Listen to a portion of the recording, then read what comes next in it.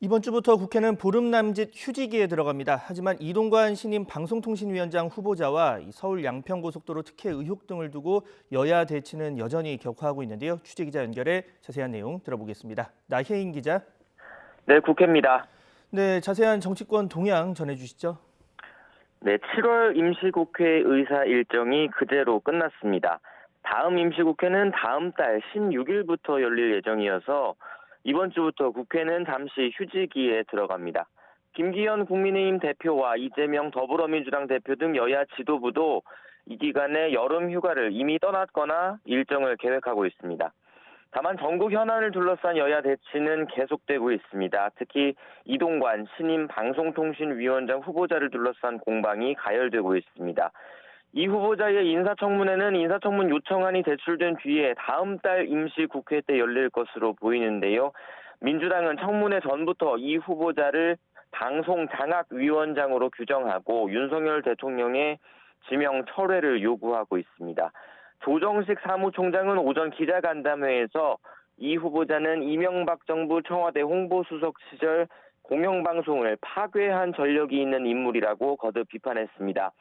이어 아들의 학교폭력 의혹도 해소되지 않았고 배우자가 인사청탁 시도를 받은 정황까지 확인됐다며 이 후보자는 공직을 맡을 자격이 없을 뿐 아니라 수사 대상이라고 주장했습니다.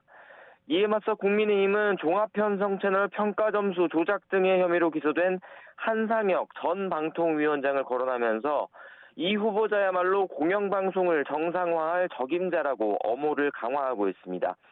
인사청문회 보이콧까지 검토할 수 있다는 민주당을 향해선 대놓고 정쟁만 하겠다는 거대 야당의 횡포라고 날을 세웠습니다. 김민수 대변인은 논평에서 국민을 대신해 공직 후보자를 검증하는 청문회를 자신들의 코드에 맞지 않는 인사라는 이유만으로 거부하겠다는 건 해야 할 일을 팽개치는 직무유기라고 비판했습니다. 네, 그밖에 다른 전국 현안과 관련해서도 여야 대치가 이어지고 있죠. 네, 여야는 서울 양평고속도로 특혜 의혹에 관한 국회 국정조사 실시 여부를 두고도 줄다리기를 이어가고 있습니다. 민주당 조정식 사무총장은 국토교통부가 사업 자료를 투명하게 공개한다고 했지만 일부는 삭제됐고 비공식 문서였다며 고속도로 종점이 왜 김건희 여사 일가 땅 근처로 바뀌었는지 의문은 여전히 해소되지 않았다고 주장했습니다. 그러면서 떳떳하다면 국민의힘이 국정조사에 당당히 임하면 되고 윤석열 대통령과 김 여사가 직접 의문에 답하라고 쏘아붙였습니다.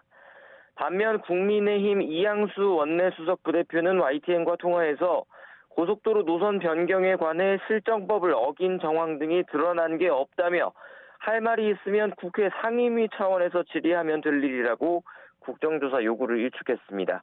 당내에서는 명분 없는 정쟁이자 이재명 대표의 추가 검찰 소환서를 물타기하려는 방탄용이라는 반발도 나오고 있습니다.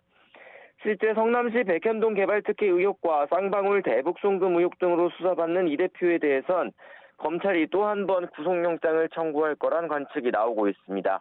앞선 불체포 특권 포기 선언과 맞물려 비회기 기간 이 대표 수사를 둘러싼 여야 공방도 계속될 것으로 보입니다.